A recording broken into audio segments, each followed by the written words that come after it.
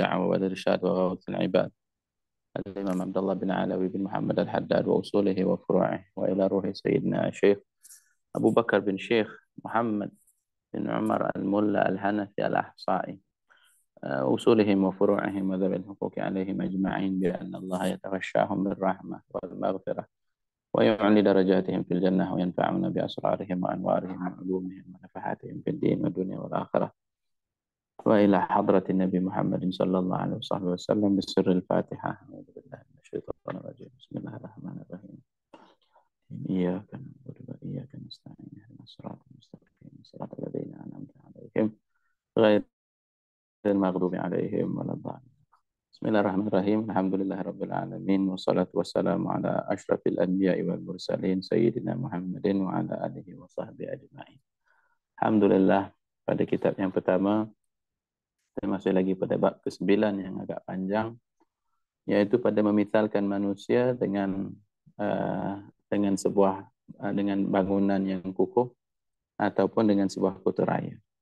Dan kita telah sebutkan tentang tamthilan ini, bagaimana Ar-Raghib Al-Asfahani berjaya temukan hubungan di antara satu dengan yang lainnya, dengan menyatakan antaranya segala kekuatan yang terdapat pada badan kita, kelengkapan ini adalah umpama yang terdapat dalam sebuah kota, ya, antaranya adanya yang kuah penarik, iaitu daripada syahwah kita, ada ghadab, iaitu pertahanan kita, ada yang merujuk kepada jasad kita, ada kuah al-hadimah, yakni menghadam, al-adiyah, al-musawwirah, menggambarkan. Kemudian adanya rajanya adalah akal, dan pusat yang sumbernya punca daripada akal itu adalah daripada kalbu. Dan kemudian ada wazir, wazir itu menterinya yang utama, iaitu daya berfikir, dan tempatnya di muqaddam ad-dimagh, di tempat di sebelah depan otak kita. Dan kemudian adanya ashabul akhbar, iaitu pelapor. Akhbar lah berita. Yang ini pelapor berita, iaitu kita punya panca indera kita yang 5 yang memberitakan kita tentang dunia luar kita. Dan kemudian ada yang namanya khazin, iaitu macam arkib, arkib penyimpan segala khabar, iaitu hafizah, dan tempatnya di belakang otak menurut mereka. Dan kemudian adanya tarjuman al-quwwatun natiqah, tarjuman, iaitu lisan, lisan bagi negeri, lisan bagi negara, ya, iaitu daya berkata-kata. Dan kemudian alatnya adalah lidah.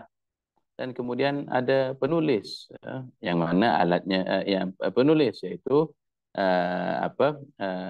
yaitu daya penulisan, yang mana alatnya tangan. Dan kemudian penduduk pula, ya, penduduk sebuah negeri itu ada yang baik, ada yang buruk. Yang baiknya itu, yang buruk itu adalah yang daripadanya terbit akhlak yang baik dan daripadanya terbit akhlak yang buruk.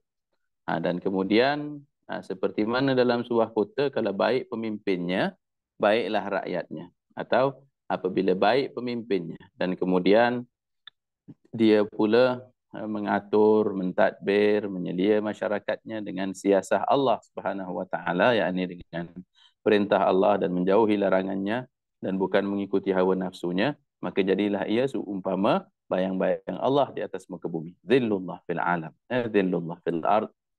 Dan kemudian apabila beliau memakai sifat yang sedemikian, maka wajib bagi keseluruhan anggota atau rakyatnya untuk mentaatinya, seperti mana Allah Subhanahu wa taala nyatakan, ati'ullah wa ati'ur rasul wa ulil amri minkum. Taatilah Allah, taatilah Rasul dan mereka yang diberikan amanah kepimpinan di atas kamu. Baik.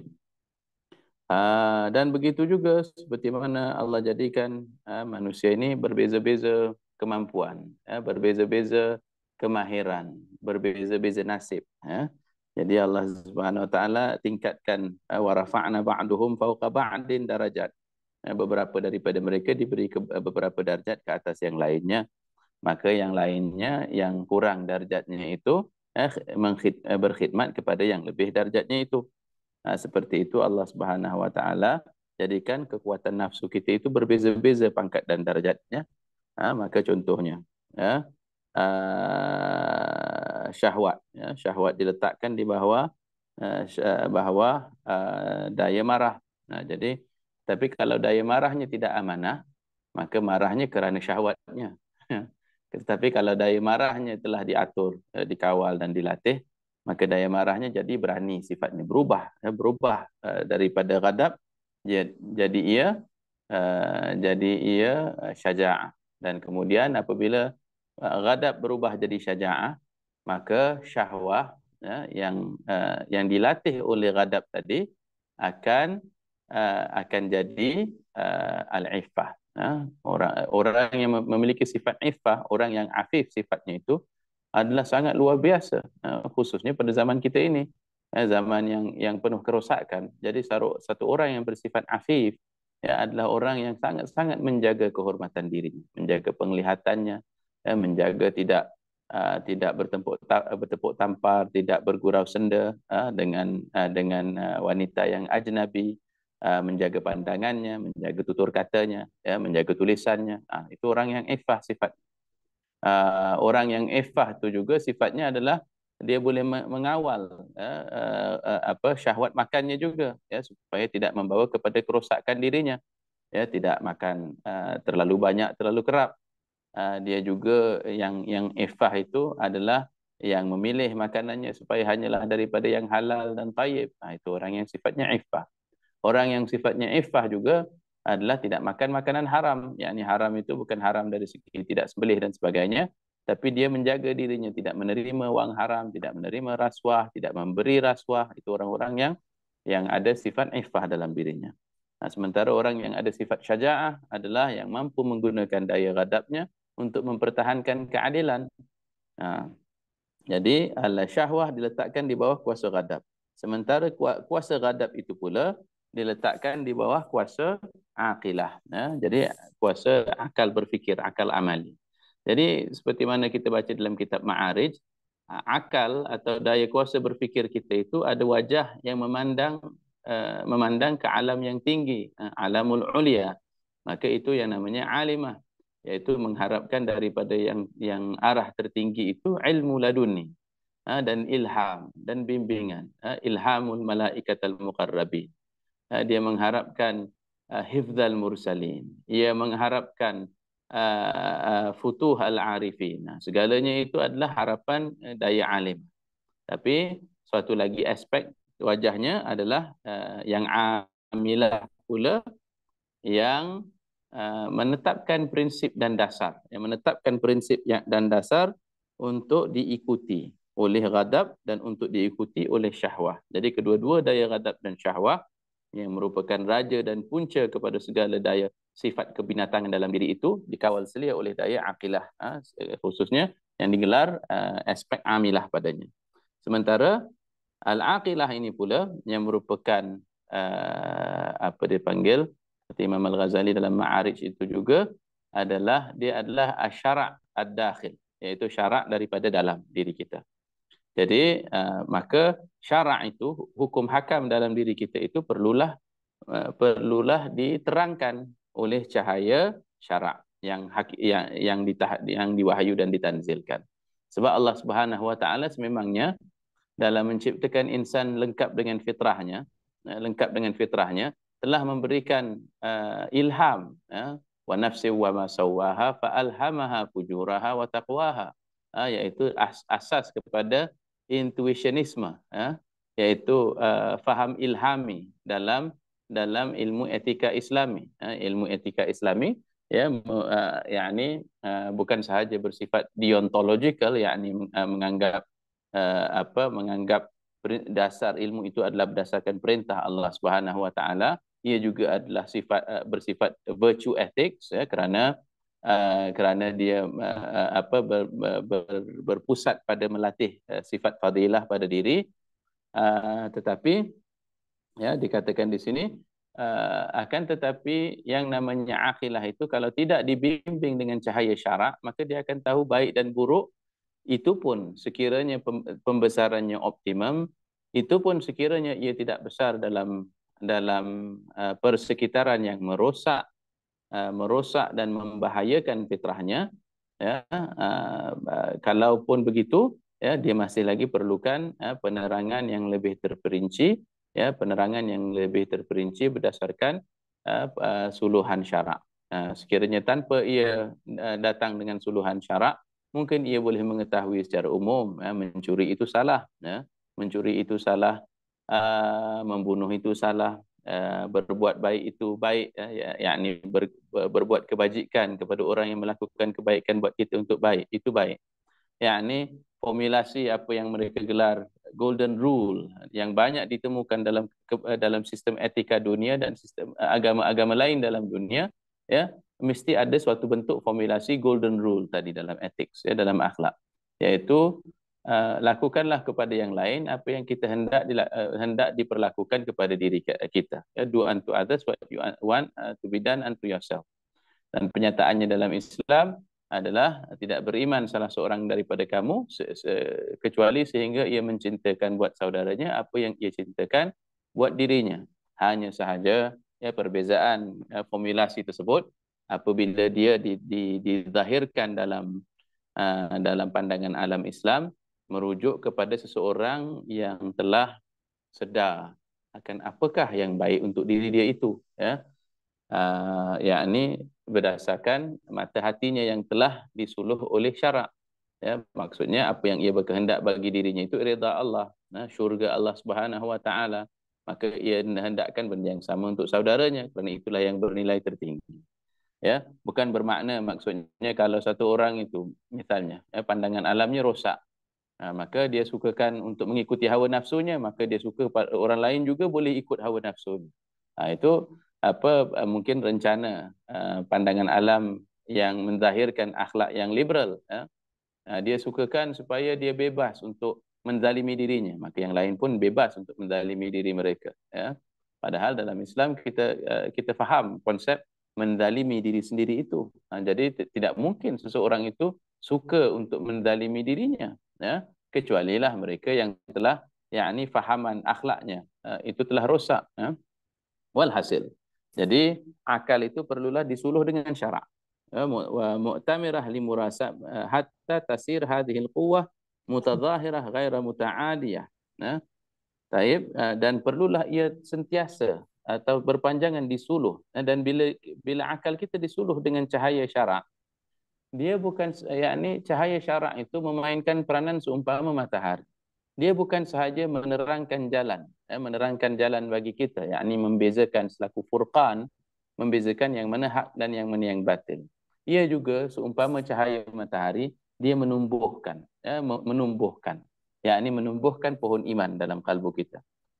Dan selain daripada itu, yazku, ya, suluhan syarak itu dia yufarrik, membezakan di antara hak dan batil.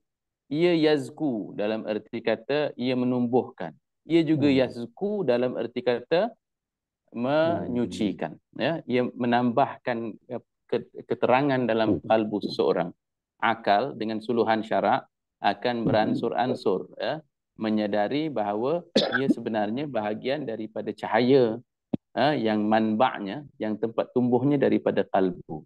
Akal mula menyedari bahagian kalbu daripada dirinya itu, dan kalbu itu pula apabila dibebaskan potensinya, yakni dibiarkan tumbuh sebagai iman yang kukuh dalam kalbu seseorang, maka dia melahirkan buah akhlak dan buah yang baik, dan ia, ya, mampu meneroka alam mithal, mampu meneroka alam mithal, melihat, yakni melihat kebesaran Allah Subhanahu wa taala, dan meningkat setingkat demi setingkat ke arah kesempurnaan diri. Sebab itu apabila akal ini telah berpandu suluhan syarak, maka Allah Subhanahu wa taala pun berfirman, wa naza'na ma fi sudurihim min ghillin ikhwana ala sururim mutaqabilin. Kami pun cabut daripada apa yang terdapat dalam dada mereka daripada saling benci membenci. Jadilah mereka ikhwan, seumpama saudara yang saling kasih mengasihi, yang sangat gembira apabila mereka saling bertemu. Yakni akal yang telah dipandukan suluhan syarak akan melatih ghadab dan syahwatnya. Ghadabnya menjadi syaja'ah, syahwatnya menjadi iffah, akalnya pula mencapai kesempurnaan hikmah. Maka maka diri itu akan berada pada adal, al-adalah. Maka diri itu akan berada pada tatanan keadilan, iaitu segala sesuatu berada di tempat yang sepatutnya. Maka seumpama sebuah negeri yang ditadbir dengan sempurna, maka dia mentahirkan suatu penampakan yang mana segala anggotanya berada di tempat yang sepatutnya dan mentahirkan keadaan optimum. Taib, qama la yanfak asyrarul alam min ayatlubu fil alam al fasad. Tapi kita harus hati-hati, kita jangan ingat cerita ini cerita yang mudah. Kisah ini kisah yang mudah sebab uh, apa sebab orang-orang jahat, sebab punca-punca kejahatan ini tiada henti-hentinya mereka menghendaki kerosakan, ya, seperti mana hanya pelanduk juga yang melupakan jerat, ya, seperti mana kita tidak boleh menyalahkan sesiapa selain diri kita, ya. All that evil needs to prosper is for good men to do nothing. All that evil needs to prosper is for good men to do nothing. Maksudnya mengizinkan supaya al-fasad berleluasa. Tapi harus hati-hati. Kalam ini, mungkin kalamnya Edmund Burke katanya. Harus kita hati-hati kalam ini, jangan kita disalah tafsir. Sebab para aktivis mengingatkan kita bahawa maksud daripada kalam ini adalah maksudnya kita semuanya haruslah melakukan sesuatu pada tatanan aktivisme politik atau dan sebagainya itu. Padahal, ya, memerangi kemungkaran itu, yakni pada tatanan masyarakat ada pelbagai prasarananya dan ada aulawiyat daripadanya. Antara yang utamanya jihadul ilm, jihadun nafs, ya. Walhasil. Taib. Jadi punca-punca kejahatan ini tiada henti-hentinya mahu membawa kerosakan, termasuklah kepada diri kita, dan mereka memusuhi daya kebaikan dalam diri kita, seperti mana Allah Subhanahu wa taala nyatakan, wa kadzalika ja'alna fi kulli qaryatin akabiru mujrimiha liyamkuru fiha. Bagi setiap qaryah, ya, jangankan sebuah kota raya, hatta bagi sebuah kampung, bagi sebuah desa, ya, bagi sebuah pekan, ya, bagi sebuah perkumpulan, masyarakat dan sebagainya itu, Allah katakan, dan begitulah telah kami datangkan bagi setiap perkumpulan manusia adanya akabir mujrimiha. Allahu Akbar.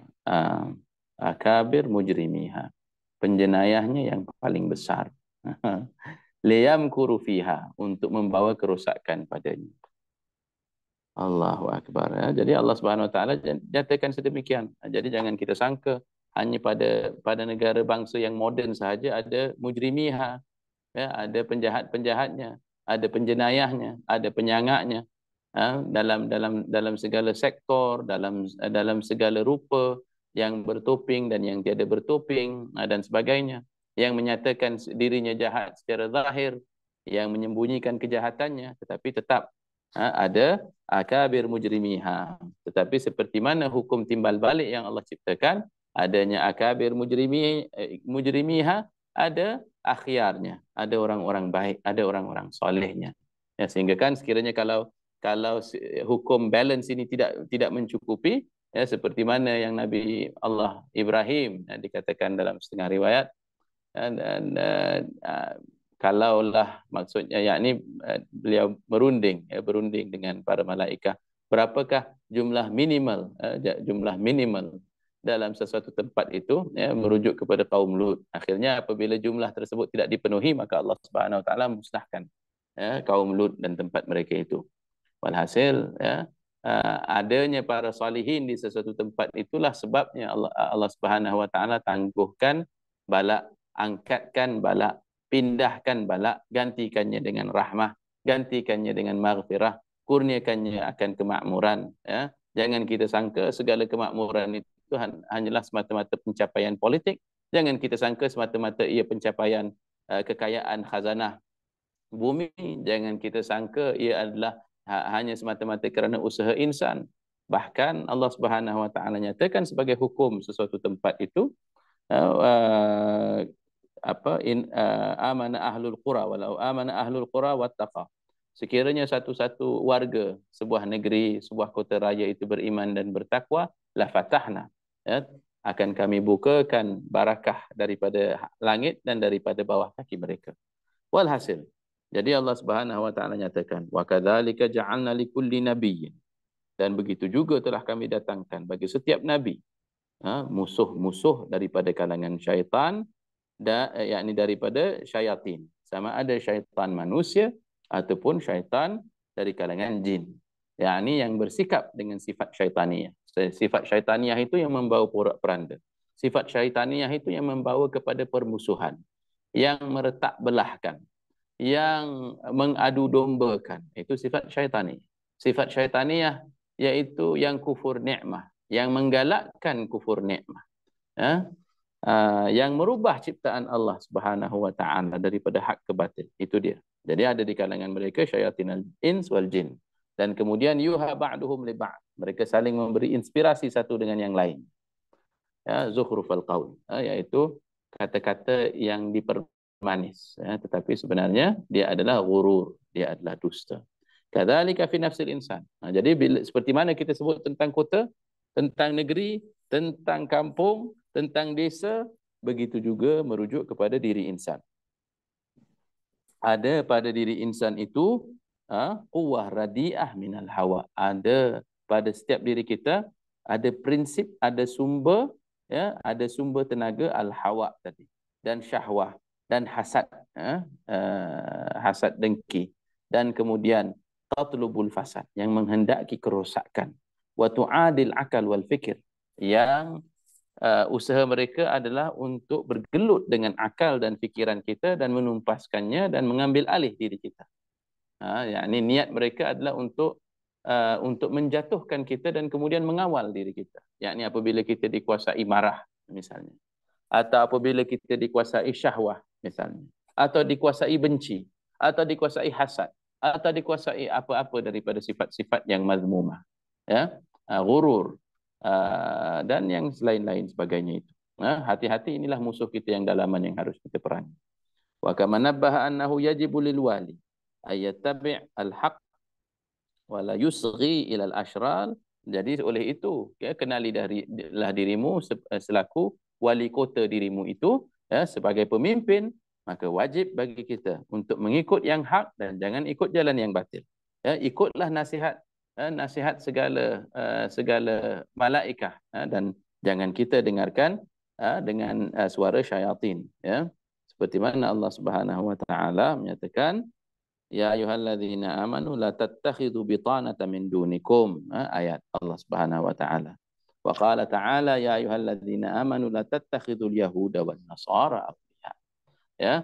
Jadi jangan kita ambil orang-orang Yahudi dan orang Nasrani, yakni yang bersifat seperti mereka itu, selaku aulia, yakni selaku pimpinan, selaku panutan, selaku bimbingan. Wa qala wa anna wa anihkum bainahum bima anzalallahu wa la tattabi' ahwa'ahum. Dan jangan diikut hawa nafsu mereka, wahdharhum, dan hati-hati jangan sampai mereka menipu. Kadzalika yajib lil akal wal fikir alla ya'tamid al quwa al-dhamimah. Oleh itulah hendaklah kita kan Allah Subhanahu wa taala berikan daya berfikir, kita kan Allah Subhanahu wa taala kurniakan akal, maka jangan kita berpada dengan bergantung kepada hawa nafsu dan bisikan syaitan. Wallahu a'lam. Bismillahirrahmanirrahim. Radhiyallahu ankum, daripada kitab Majalisul Haddad.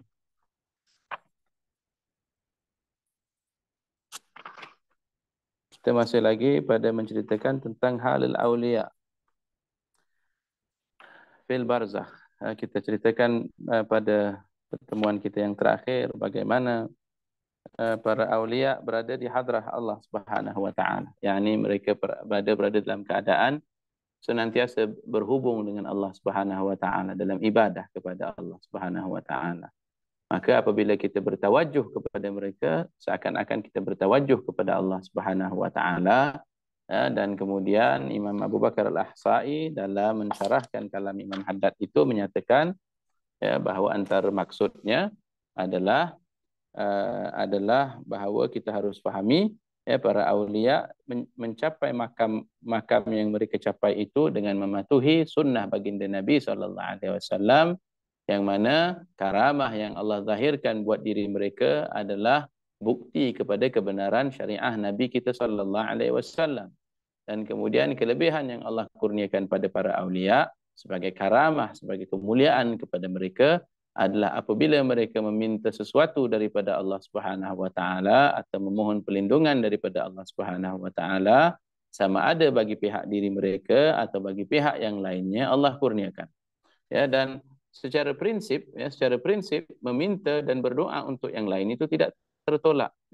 Dan lebih suci seseorang itu, lebih mukhlis seseorang itu, maka lebih dekat doanya dengan Allah Subhanahu wa taala, dalam erti kata tiada berhijab. Kita tidak boleh nafikan bahawa doa para malaikah itu tiada hijab, dan kita tidak boleh nafikan bahawa para malaikah mendoakan manusia.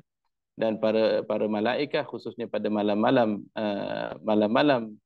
Ramadan ini, dan khususnya pada malam Lailatul Qadar, tanazzalul malaikatu warruhu fiha biidzni rabbihim min kulli amr. Turunnya para malaikah itu di antaranya adalah untuk membawakan doa kita ke hadrat Allah Subhanahu wa taala, menyampaikan doa kita ke hadrat Allah Subhanahu wa taala dalam keadaan mereka adalah ciptaan daripada cahaya yang murni, yang suci, yang tiada hijab, yang tiada segala awaqib, yang tiada obstacle di antara doa mereka. Dan di antara rahasia daripada berdoa untuk saudara kita yang mukmin adalah para malaikah mengaminkan doa kita dan menyatakan, dan untuk yang berdoa itu ya Allah, dan untuk yang berdoa itu ya Allah, sedangkan doanya tiada hijab. Maka kita kalau doakan untuk saudara kita yang mukmin, moga-moga Allah Subhanahu wa taala merahmati mereka, mengampunkan dosa mereka, mengangkatkan darjat mereka, maka para malaikat mengaminkan dan menyatakan memohon yang sama untuk kita. Apabila kita memohonkan keafiatan buat saudara kita di Palestin, di Gaza, di Dhafah Al-Gharbiyah, iaitu di West Bank atau Bank Barat, di Rafah dan lain-lain tempat, moga-moga Allah Subhanahu wa taala kurniakan mereka darjat yang tertinggi dalam syurga bagi yang syahid di kalangan mereka, memberikan mereka keafiatan, memberikan mereka keselamatan dan memulangkan keamanan pada mereka. Maka para malaikat mengaminkan doa tersebut dan memohonkan yang sama buat kita. Walhasil, jadi ini kita, apalagi para aulia Allah Subhanahu wa taala. Dan apabila kita katakan para aulia itu tercapainya jalan wilayah itu adalah dengan meraih kasih Allah Subhanahu wa taala, dan kasih Allah Subhanahu wa taala itu dikurniakan pada hambanya.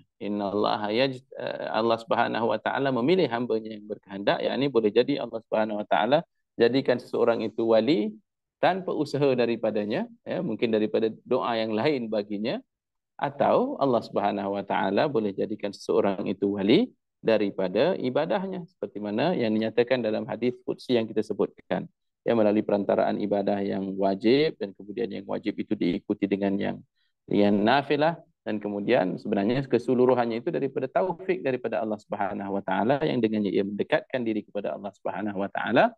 Maka dengan itu Allah Subhanahu wa taala pun menjadikan ia sehingga sehingga Allah mengasihinya, dan apabila Allah kasihinya, jadilah penglihatannya, pendengarannya, semuanya itu seperti yang ma'ruf tadi. Walhasil, fa'takid dzalika wafhamhu ala wajhi wa la tafhamhu kama yafhamhu al-jahilun. Jadi cubalah kita faham kalimat ini dengan fahaman yang sepatutnya. Jangan kita fahaminya seperti orang-orang jahil cuba memahami dan menerangkannya, yaitu yang kurang ilmu mereka, an fahmi makna haqaiqul asya, yang mereka tidak faham haqaiq segala sesuatu pada wajahnya yang sebenar. Jadi bila mereka tak faham maksud tersebut dengan sebenarnya, fayarawna anna li ghairillah madkhalan fi hadhihi al-umur, seakan-akan mereka ingat para wali itu yang berkuasa, yang berdaya untuk mengqada hajat, padahal tidak begitu. Ya, padahal itu semuanya adalah apa? Semuanya adalah kuasa Allah Subhanahu wa taala. Ya, maka yakni si wali itu tiada kuasa, tiada daya, ya, seperti mana seorang doktor tiada kuasa dan tiada daya untuk menyembuhkan kita, yang menyembuhkan Allah Subhanahu wa taala, ya. Taib. Jadi mereka yang salah faham ini, mereka ingat selain Allah Subhanahu wa taala ada madkhal, ada kuasa untuk melakukan hal ini. Wa tasarrufan ma'ahu fi mulkihi. Seakan-akan mereka syarik dengan Allah Subhanahu wa taala dalam kuasa yang Allah miliki secara mutlak. Padahal khata, itu salah fahamnya. Id nisbatu af'alillah li ghairillah kufur. Sebab bila mana kita menisbahkan perbuatan Allah kepada perbuatan selain Allah, itu kufur. Walaisal amar kama yafhamun. Jadi urusan ini bukan seperti mana yang mereka fahami. Bukan wali itu, ya, bukan wali itu yang berkuasa. Yang berkuasa tetaplah Allah Subhanahu wa taala. Taib wa innamal ma'na shawab. Jadi makna yang sebenar anna dzalika mujarrad fi'lillah. Semata-mata ia adalah perbuatan Allah Subhanahu wa taala, la madkhal fihi li ahadin siwah. Tidak ada ruang perkongsian kuasa untuk menzahirkan segala sesuatu selain apa yang Allah kehendaki. Walakin lama kana lin nabi, oleh kerana bila mana kita katakan bagi seorang nabi atau seorang wali ada manzilah, bila mereka ada kedudukan di kalangan hamba-hamba Allah Subhanahu wa taala pada hadrat Allah Subhanahu wa taala, fa lillahi subhanahu yaf'al tilkal mu'jizat lil anbiya. Jadi Allah Subhanahu wa taala boleh kurniakan mukjizah itu, ya, bagi nabi tersebut, dan karamah itu bagi wali tersebut. Walaisal auliya kal anbiya, dan wali bukan seperti nabi. Bal auliya qasiruna 'anil anbiya, para wali tidak sampai kepada martabat para nabi. Wa tilkal al anbiya wa inna ma hasala lahum dzalika li husni mutaba'atihim lil anbiya.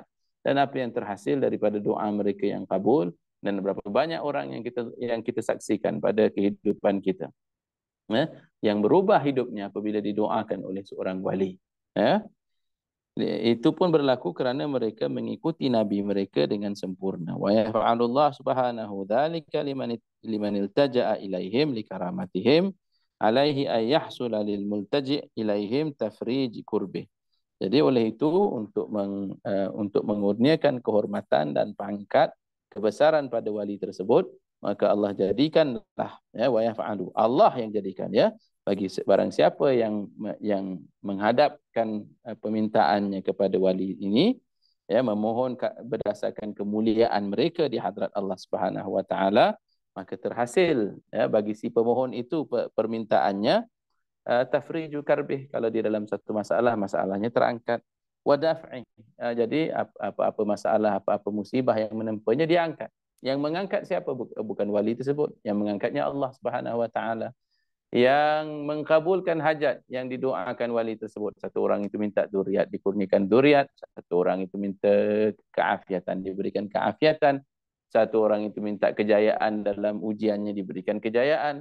Adakah perbuatan wali tersebut? Bukan perbuatan wali tersebut, perbuatan Allah Subhanahu wa taala. Hanya sahaja Allah jalankan melalui perantaraan wali tersebut, seperti mana Allah Subhanahu wa taala datangkan rezeki kita ada kalanya pada jalan orang, pada jalan tangan orang.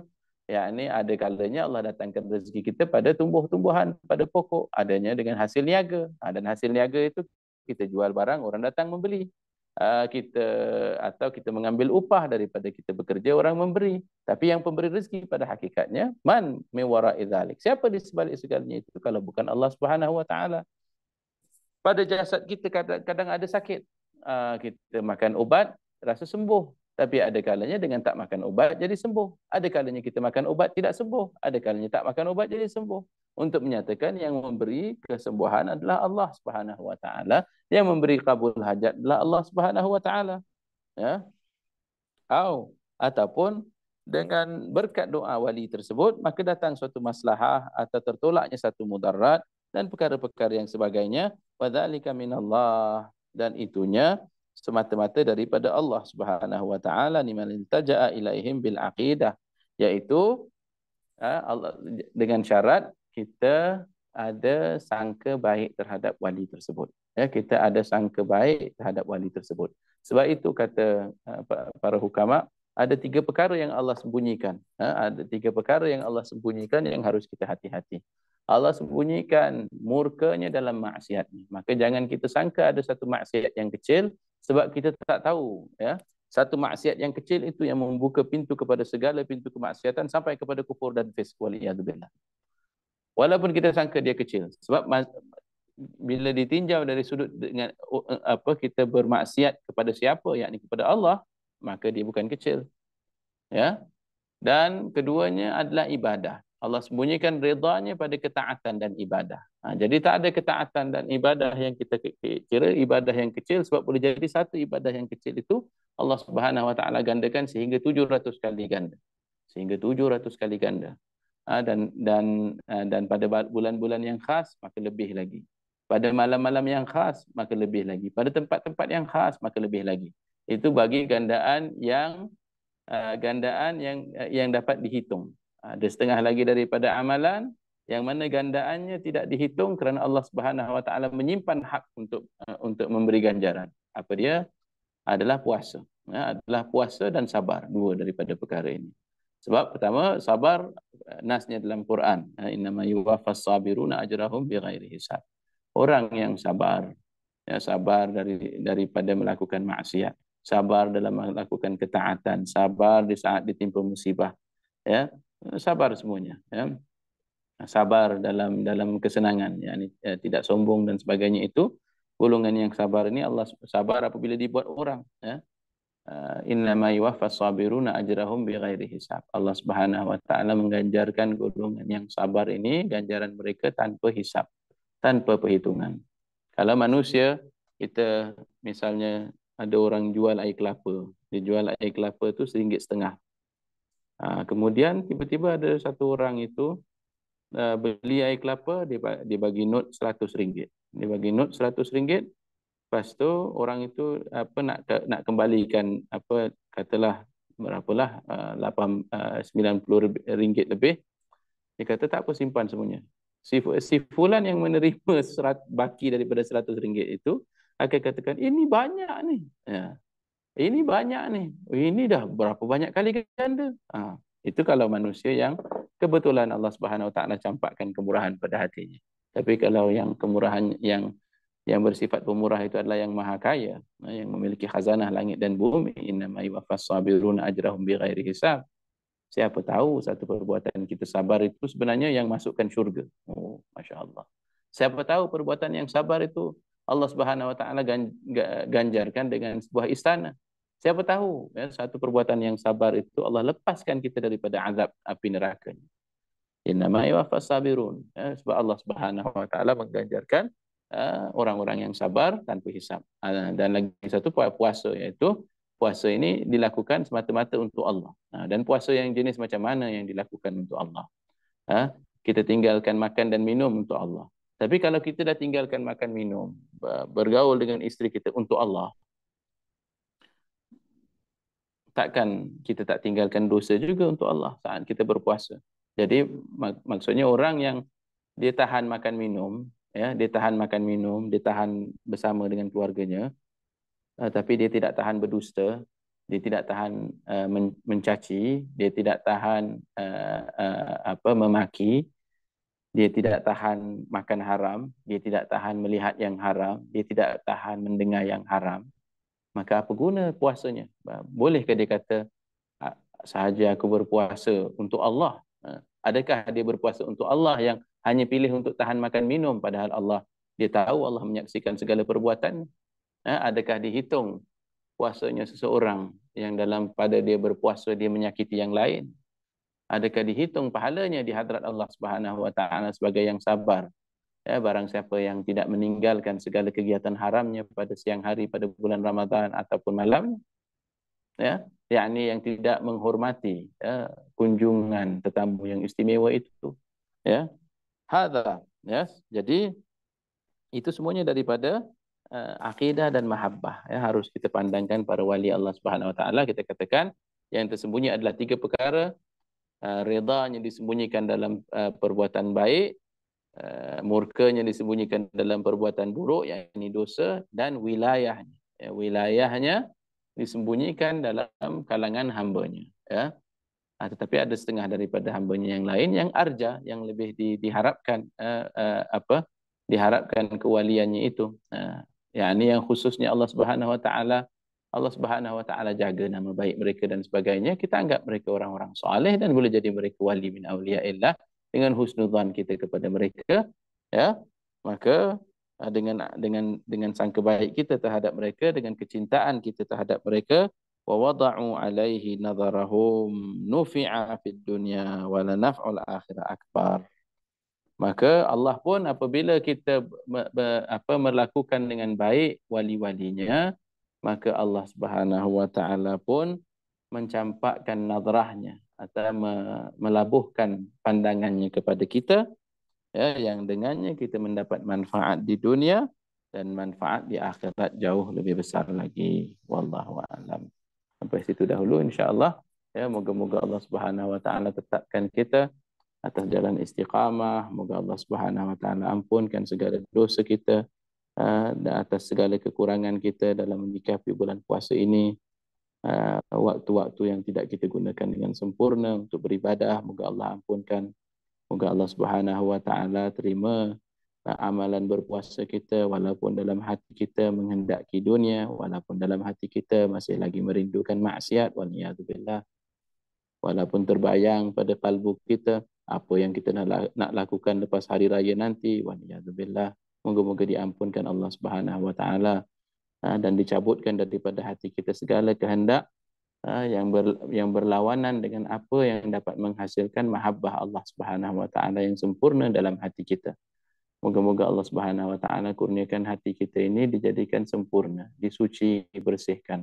Dan kalaulah ia sudah rosak sampai keadaan tidak dapat diperbaiki, gantikanlah dengan hati yang baru ya Allah. Bersihkanlah nodanya. Ampunilah kami ya Allah yang setiap kali noda hitam bertambah, kami mohon untuk kau padamkan, hanya untuk kami hitamkan semula. Ya Allah, ampunilah kami ya Allah yang telah berusaha mencari segala sarana ya Allah. Ya Allah, kami mendengar kuliatul ilm, kami baca Quran, kami memandang mushaf ya Allah. Ya Allah, kami berpuasa ya Allah. Ya Allah, kami sembahyang di hari dan malam hari. Kami usahakan sebahagian daripada sembahyang kami dalam jamaah ya Allah. Walaupun kadang-kadang kami lemah dalam melaksanakan sembahyang kami dalam jamaah secara konsisten. Kami tertinggal solat-solat rawatib ya Allah. Solat rawatib kami tinggal. Solat kami yang wajib lebih dekat untuk dihukum daripada untuk diganjar. Ampunkanlah ya Allah. Istighfar kami menuntut istighfar. Hati kami lalai dalam sembahyang kami, kami lalai saat berzikir, hati kami entah ke mana saat membaca Al-Quran ya Allah. Ya Allah, Kaulah yang Maha Pemurah, Kaulah yang keluasan rahmat-Mu tiada terhingga ya Allah. La tahrimna khairan min indika. Janganlah kau haramkan segala kebaikan daripada pihak-Mu kerana keburukan dari pihak kami ya Allah. Keluasan rahmat-Mu jugalah yang kami harapkan untuk kau ampuni kami ya Allah. Keluasan rahmat-Mu lah yang kami harapkan terus membimbing kami ya Allah. Janganlah dihitung segala kelemahan kami yang dalam pada kami menyatakan iltizam kami untuk mengikuti jalan-Mu. Kami berpaling sedikit sebanyak ya Allah. Jangan kau hitung berpalingnya itu ya Allah. Janganlah hitunglah kami seperti kanak-kanak ya Allah yang berkehendak untuk melakukan kebaikan meskipun ia lemah ya Allah. Hanyalah azam kami yang lemah ya Allah, bukan kami ingkar perintah-Mu ya Allah. Hanyalah azam kami yang lemah ya Allah, bukan kami ingkar larangan-Mu ya Allah. Ada kalanya ya Allah kami ikuti kelemahan diri kami ya Allah, tanpa kami ingkar kepada-Mu ya Allah. Bukan kami tidak iktiraf ketuhanan-Mu ke atas kami ya Allah. Bukan tidak kami iktiraf bahawa Kaulah yang menciptakan dan mengadakan kami ya Allah. Bukan tiada kami iktiraf ya Allah bimbingan-Mu melalui perantaraan Nabi-Mu ya Allah. Bukan kami tiada iktiraf ya Allah segala kebaikan yang Kau kurniakan pada kami ya Allah.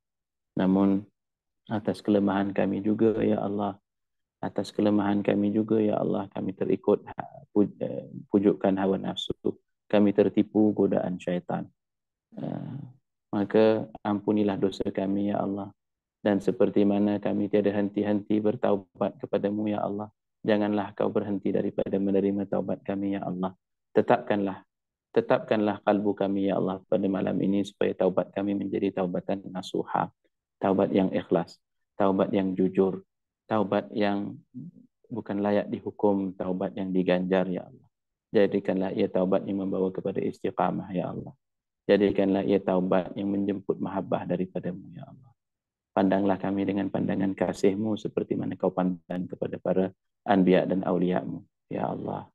Ya Tuhan kami, Kaulah yang maha pengampun ya Allah. Kau suka untuk mengampuni hamba-Mu ya Allah. Fa'fu anna, ampunilah kami ya Allah. Ala hadhihi niyah, wa likulli niyatin salih.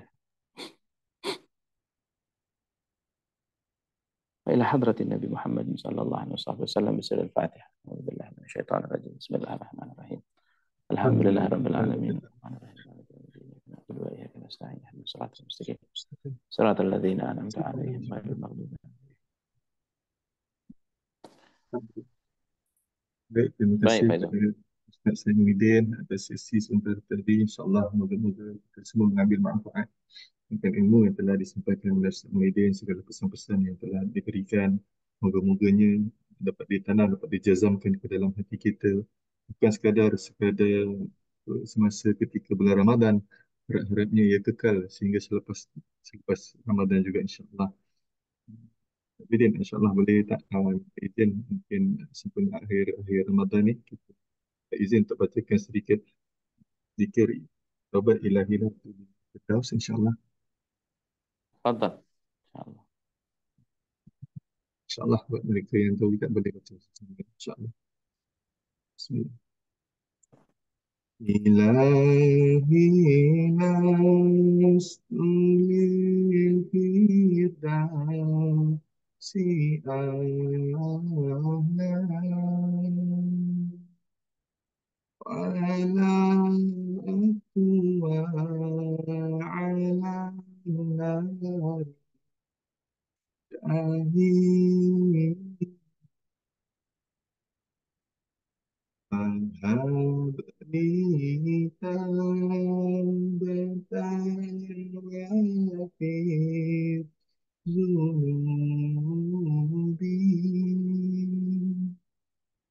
فإنك غافر الذنب عظيم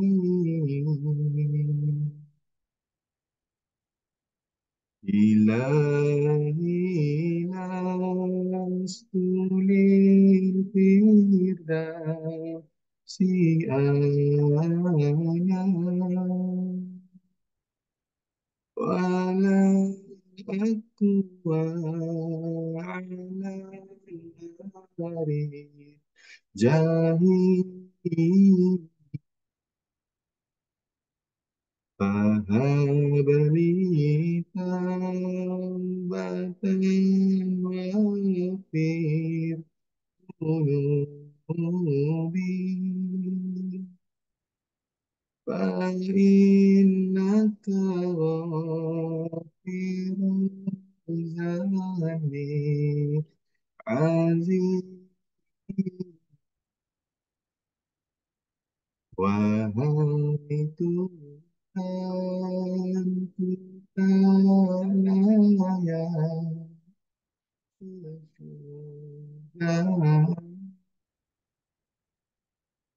namun tak pernah aku sayang menerangkanmu. Ampunkan dosaku, terima taubatku. Sesungguhnya Engkaulah pengampun dosa-dosa besar.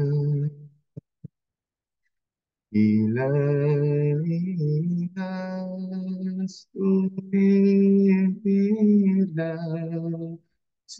a'la ولا أقوى dari jahili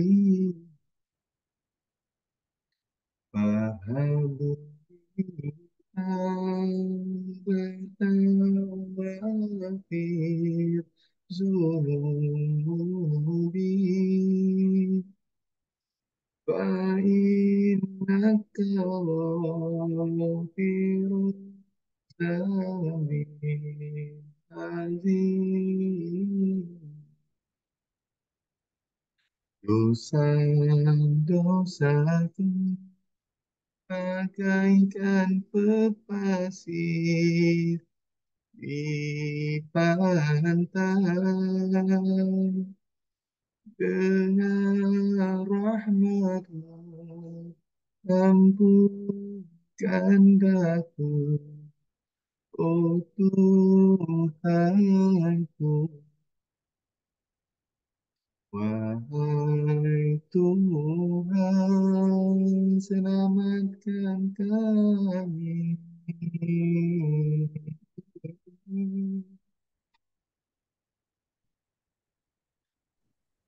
dari segala kejahatan dan kecelakaan.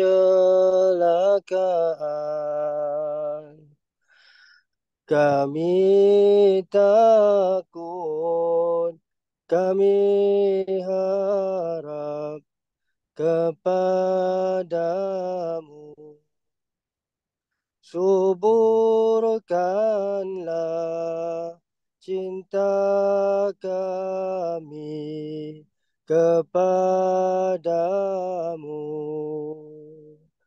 Kamilah hamba yang mengharap belas darimu. Masya Allah, ahsantum semuanya. Alhamdulillah.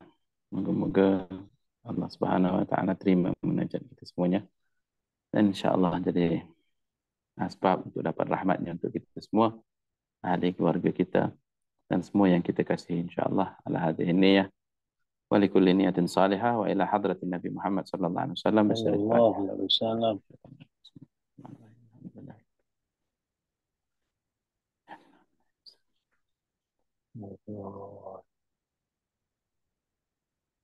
Oke, terima kasih semuanya. Insya Allah jumpa terima lagi. kasih. Assalamualaikum. Assalamualaikum. Terima kasih Ustaz. Assalamualaikum. Ramadan Karim.